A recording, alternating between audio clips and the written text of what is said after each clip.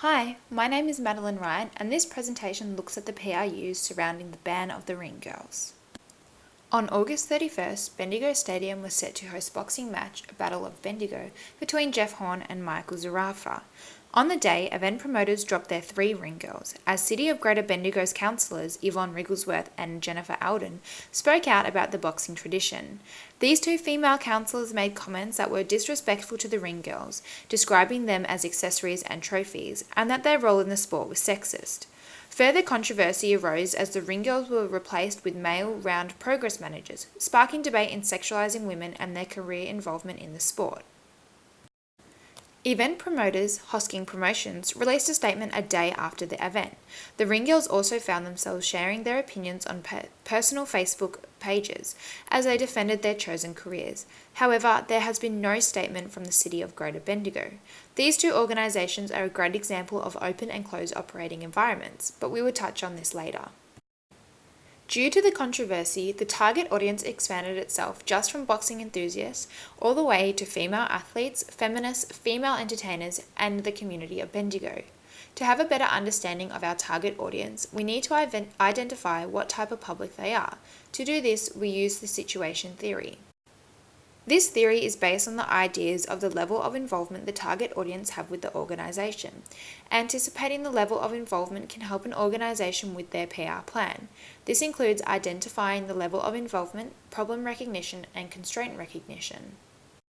The target audience for HP was an active public. This was demonstrated by the booing of the crowd when the replacement Ring Girls, titled Fight Progress Managers, entered the ring, and as well as the responses on their statement.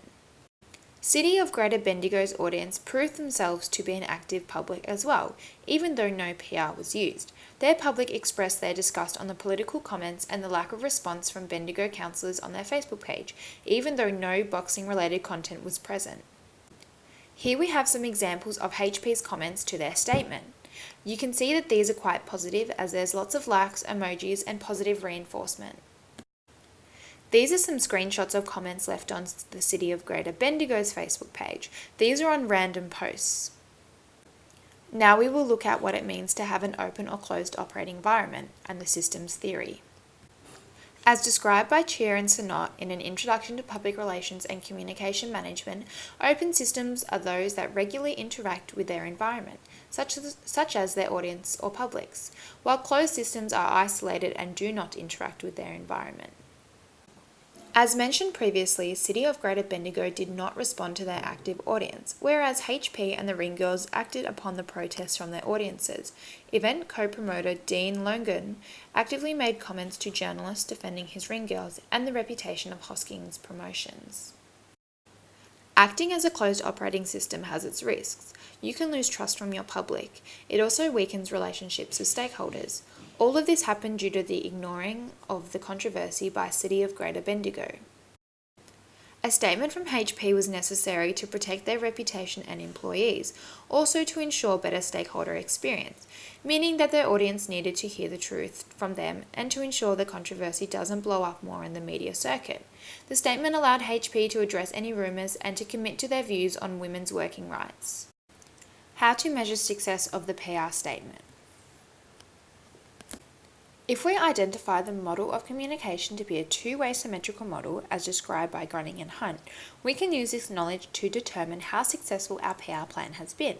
A two-way symmetrical model is used to negotiate with the public and is aimed to build a mutual understanding between stakeholders. It is done so by offering full dialogue to stakeholders and requires feedback, making it an important part to PR planning. By looking at the comments on the media statement, we can generate an understanding whether or not our target public agrees or disagrees. Based on the comments, we can see that most people had a positive reaction to the statement and were supportive of HP's actions. If Hosking Promotions finds themselves in any more drama surrounding their Ring Girls, the following criteria can be used to ensure correct PR. HP is following a deontological approach. Deontological ethics is about rules and duties. It is based on the idea that people are treated with respect and dignity. The issue with this type of ethical approach is determining which human rights are more important than others. However, we can agree that for HP and their Ring Girls, gender equality, women's working rights, and the respect towards women trumps sexualizing a job. Just based on the public reaction, HP has followed an appropriate ethical rule. Reputations are determined by the type of relationship organisations have with their publics. An aspect of reputation can be developed by the treatment of employees. In our case study, we can understand that the use of the ring girls were frowned upon. However, after the controversy, statements from the event manager and some of the employees, they both commented on that it was their choice to be in the job that they were in, and they were comfortable and safe in their field of work.